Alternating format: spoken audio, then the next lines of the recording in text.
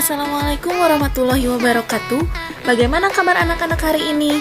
Semoga tetap sehat selalu dan semangat ya. Pada kesempatan kali ini kita akan belajar mengenai tema 2, selalu berhemat energi. Subtema 2, manfaat energi. Sebelumnya kita sudah belajar tentang macam-macam energi. Nah, sekarang kita akan menggali lebih jauh tentang energi dan pemanfaatannya dalam kehidupan sehari-hari. Adapun sub-sub materi yang akan kita pelajari kali ini. Yang pertama yaitu sumber daya alam, pemanfaatan sumber daya alam di Indonesia. Kedua yaitu teks petunjuk tentang menghemat energi dalam bentuk poster. Simak video pembelajarannya hingga selesai ya. Materi yang pertama yaitu mengenai sumber daya alam. Tahukah kalian, Indonesia sangat terkenal sebagai salah satu negara yang mempunyai tanah sangat subur. Bisa dikatakan bahwa berbagai macam sumber daya alam dapat kita temukan di negara kita tercinta. Adapun beberapa sumber daya alam yang akan Ibu jelaskan pada kesempatan kali ini. Yang pertama yaitu rempah-rempah. Rempah-rempah adalah bagian tumbuhan yang beraroma atau berasa kuat yang digunakan dalam jumlah kecil pada makanan sebagai pengawet atau perasa makanan.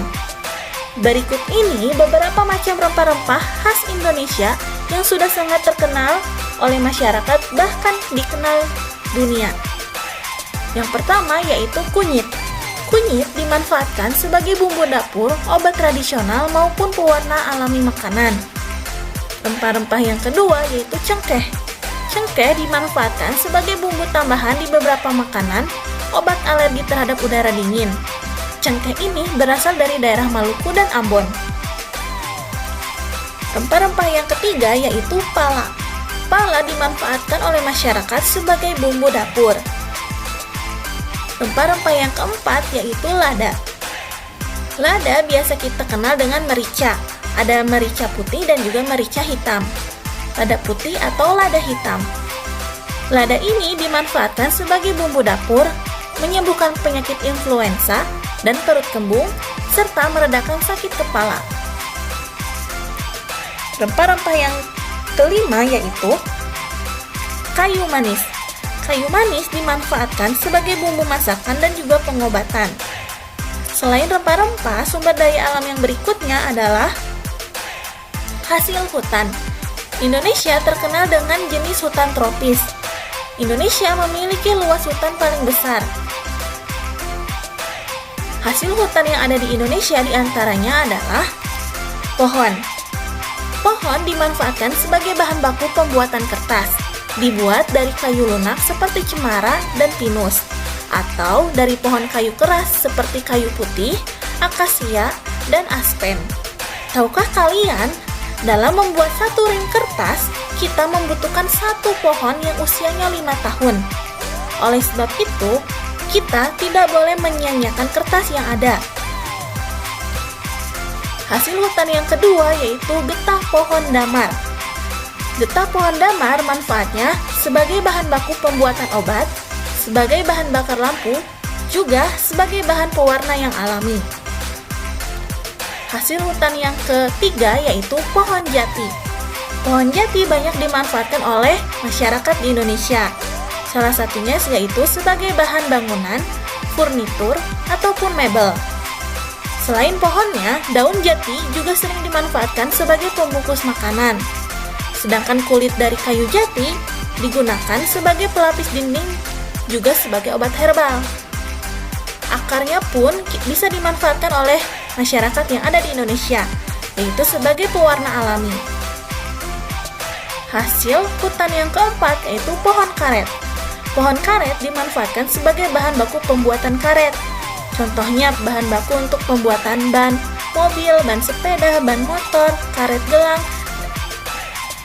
dan masih banyak yang lainnya. Serta akarnya dapat menahan erosi dan banjir ketika musim hujan. Sumber daya alam yang ketiga yaitu batu bara. Batu bara merupakan salah satu sumber daya alam yang keberadaannya melimpah di Indonesia. Batu bara terbentuk dari sisa-sisa tumbuhan purba yang kemudian mengendap selama berjuta-juta tahun dan mengalami proses pembentukan batu bara. Salah satu manfaat batu bara yaitu bisa dijadikan sebagai bahan bakar. Adapun manfaat batu bara secara umum adalah sebagai berikut.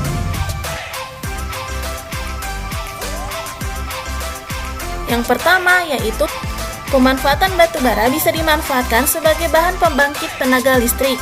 Salah satu contoh pembangkit listrik yang menggunakan tenaga batu bara yaitu pembangkit listrik batu bara di Paiton, Probolinggo.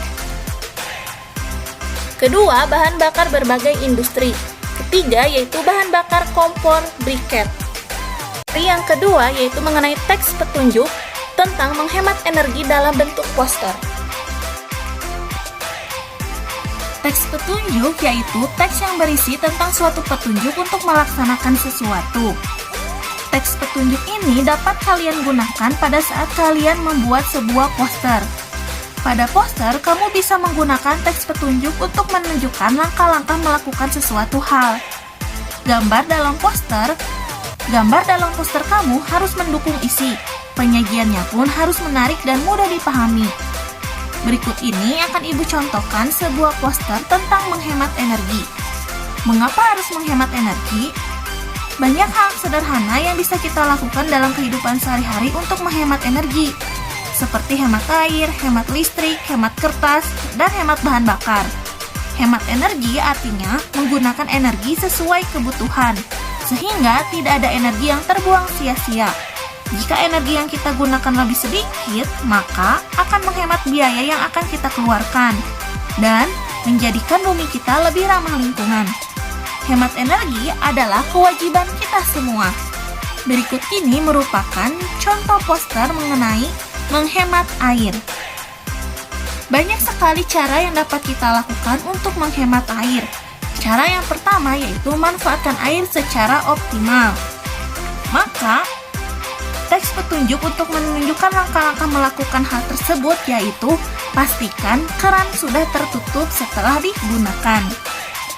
Cara yang kedua yaitu lebih hemat air. Maka, petunjuk untuk melakukan langkah tersebut adalah gunakan mesin cuci saat pakaian kotor telah cukup banyak. Cara menghemat air yang ketiga yaitu, jika cucian banyak, pakai saja 3 ember.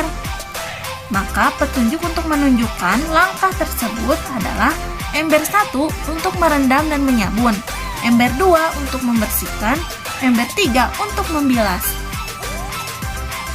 Cara menghemat air yang keempat adalah mandi berendam paling boros air, mandi dengan gayung 3 kali lebih boros.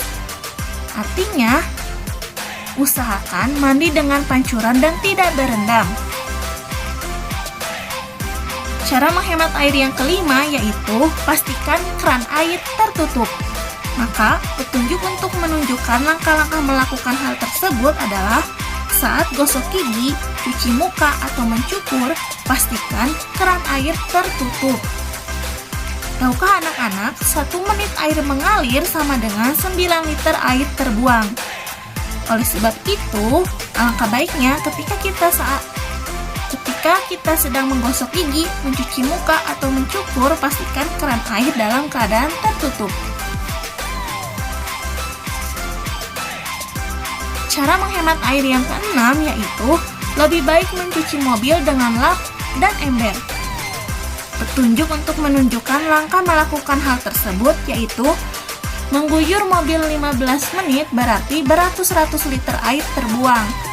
Maknanya adalah ketika kita ingin mencuci mobil, maka kita harus menggunakan lap dan ember, tidak menggunakan semprotan untuk mencuci kendaraan, karena hal tersebut dapat menyanyiakan air yang ada. Semoga materi yang Ibu sampaikan pada kali ini bermanfaat bagi kalian semua. Sekian materi yang Ibu sampaikan. Nantikan video materi selanjutnya. Terima kasih. Wassalamualaikum warahmatullahi wabarakatuh.